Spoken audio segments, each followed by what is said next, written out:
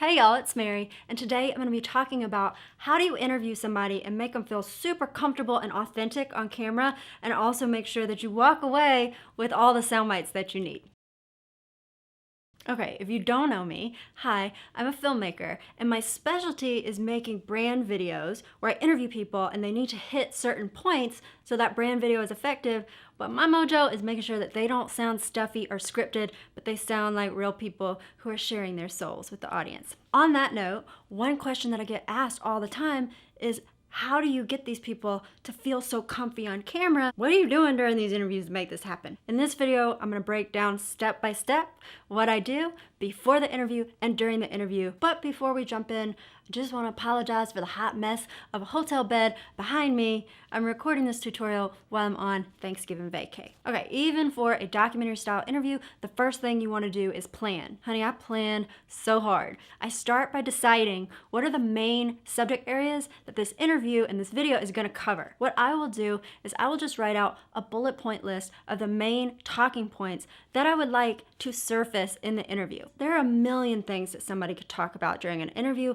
and writing down those bullet points helps you and your client get on the same page about what's expected to be covered in this video. If I am interviewing the client, if I'm interviewing a business owner about their business, for example, I will make sure that we both go over these talking points beforehand. That's part of my job, to make sure that they feel good, they feel confident about the basic points they're supposed to cover. I don't want them floundering on the day of, never having thought about this stuff, because that will just make them less confident and less authentic on camera. However, if I am interviewing someone for a testimonial, let's say a customer of a business about their experience, or an employee about working at a company, I don't share with them any talking points beforehand, because a testimonial should be super credible. And so if I share those talking points with them beforehand, then they might feel like they're not allowed to say what's really on their mind. And that's the last thing I want. So after I've decided the basic points that the interview will cover, the next thing I do is I think of my interview questions. The idea here is to reverse engineer interview questions to make sure that those questions elicit the talking points that I just laid out. When you're thinking of interview questions, it's important to have these tips in mind. First is you want to ask simple questions. Only ask one question at a time. If I wanted to know what someone's childhood was like, I would never ask a question that was like, can you tell me a good memory and a bad memory from your childhood?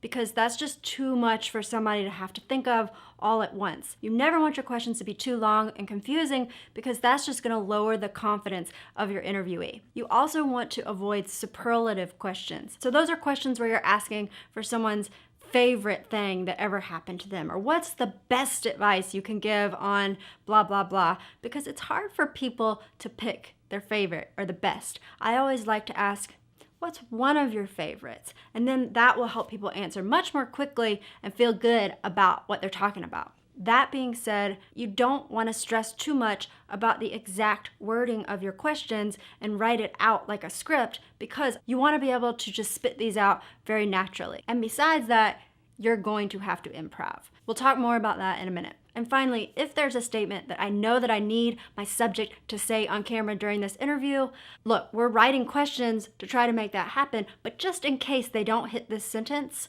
and the whole video is not gonna make sense if they don't say this thing, I will write that statement down so that I know during the interview to ask them to repeat it as a security blanket, as a safety for me when I'm editing. After you have your interview questions ready, you need to review them suckers before shoot day, because when you're there on shoot day with the interviewee, the last thing you want to do is have your nose buried in your phone full of questions or your paper full of questions. You want to maintain eye contact, and you can only do that if you really know them like the back of your hand.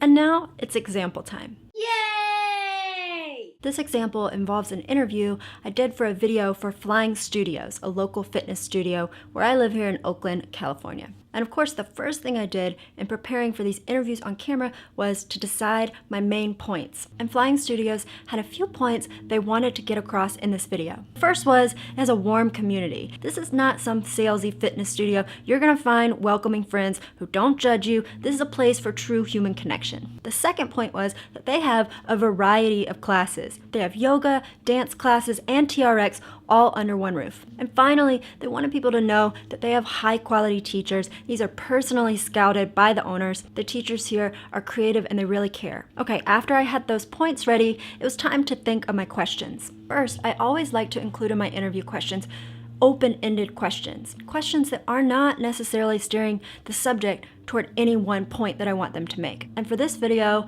the answer to this question was so good, I used those answers as the opening sound bites.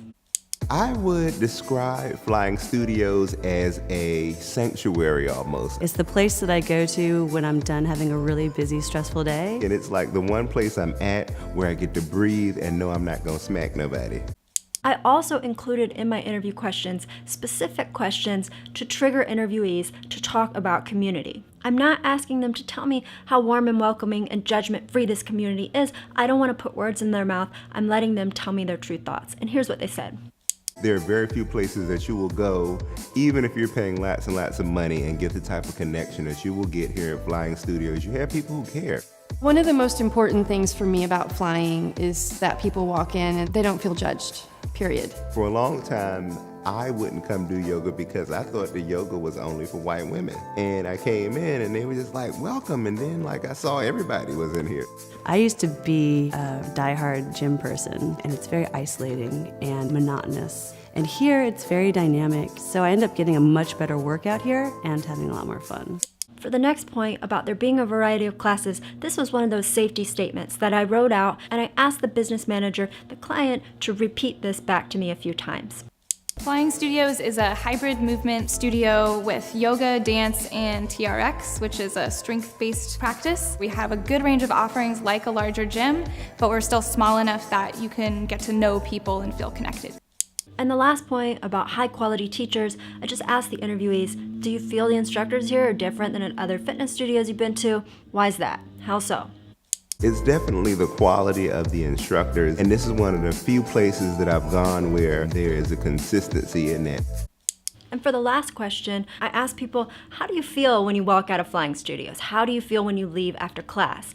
When I walk out of the studio on Wednesday nights, it's the one time where I actually leave out of a place feeling like everything is gonna be okay. I feel more me. I feel more comfortable being me here and being me elsewhere.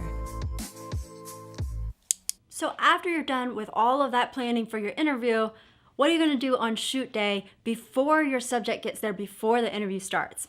The first thing is, if it is at all possible, set that gear up before your subject arrives. Especially if you're recording someone who hasn't spent a lot of time in front of the camera and is very nervous. If they're sitting in a room with you while you set up all this gear they're unfamiliar with, that's only gonna make them more nervous. So if you can set it up before they arrive, definitely do that. The next thing is, I don't want anybody in that room that doesn't need to be there. The fewer people that you have in the room, the less nervous someone's going to be, in most cases. And that includes their friends, their coworkers, their boyfriend. When you have those people in the room during the interview just staring at the subject while they're answering, sometimes that can just add to performance anxiety. We like to keep it to just the two of us, and then that makes everything feel like an intimate conversation. Next, let's talk about small talk. You need to have it. You need to ask your subject, how you doing? How's that day going? Compliment them on their outfit. Whatever you can do to just make them feel like they already know you before you press record is gonna help them feel that much more comfortable. Once somebody is sitting down in front of the camera, they always ask me, where do I look? So you want to make sure that you tell them so they feel confident about what they're doing. If you want the person to look like they are staring at the audience, of course you can tell them to look at the camera, but sometimes people feel much more comfortable staring at another face. And so what I like to do is sit smack dab behind the camera, and as long as the subject can see your eyes, then they'll feel like they're having a conversation. Before I start recording, there are a couple things I like to tell the person I'm interviewing. The first is I just remind them, hey, I want you to be yourself. I want you to give it to me straight. I want your unfiltered honesty.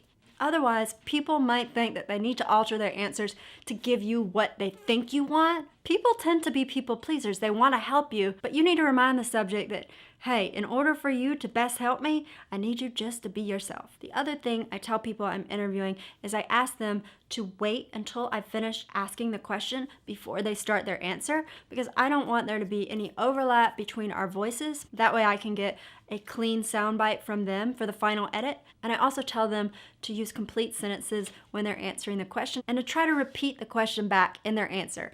So if I ask you, what's your favorite color?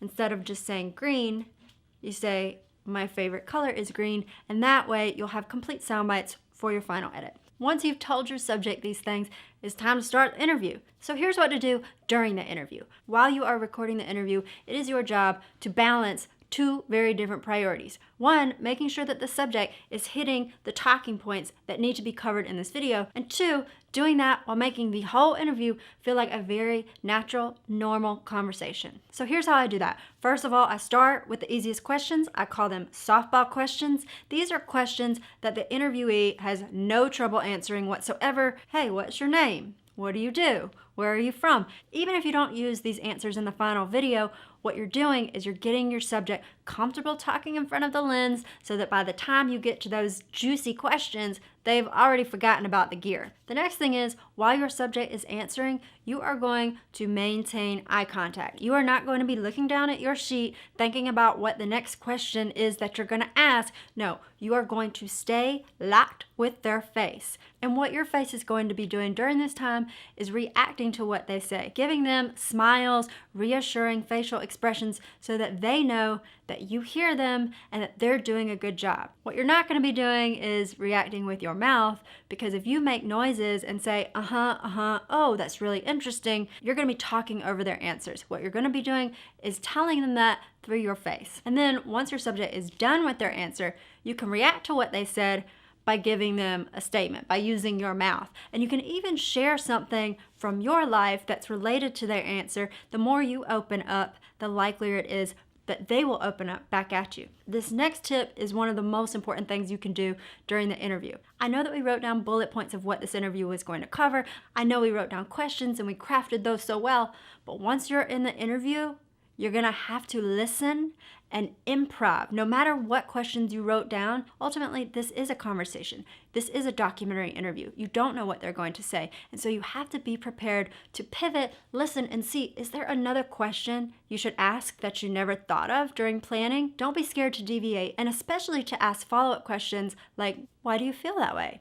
Can you tell me more about that? How did that happen? A lot of times you're gonna get your best answers from those follow-up questions. That's because a lot of times subjects might have one more beautiful thought in their head and they're not sure if they should say it, and you're giving them the chance to say that. On that note, you should also leave a little bit of space between when your subject finishes their answer and the next time you ask your question, because sometimes when you let that silence hang in the air, you're giving your subject permission to say that one more thought in their head that they're not sure that they should. And like I said, sometimes those are the best sound bites you get during your interview. One more tip is to remember that if you need the subject to repeat something, maybe they fumbled a little bit in the middle of saying something, don't be scared to ask them to repeat that. Most subjects can do that so well, and they'll help you out with that because they want to sound good on camera. And remember that if you have a security blanket statement that you also wrote down with your questions, remember to ask your subject to say those, to repeat those back at you. That'll make your final edit so much easier. And finally, at the end of your interview, make sure that you thank the subject for their time. You congratulate them on doing such an amazing job. That's going to give them the warm and fuzzies about the whole experience. I think that is literally everything I know about interviewing that I just shared. I really hope you found this useful and that you feel better about interviewing somebody and making them feel comfortable on camera. Give a thumbs up if you like the video. If you have other tips, leave them in the comments below. Help other viewers out. If you want to keep upping your filmmaking game, subscribe for more videos about making videos. Oh my gosh, thank you so much for watching. Okay, bye. Testing, testing, testing. Testing. Hello, I'm a person and I'm sitting in front of a camera. You want to say bye to the internet? Bye.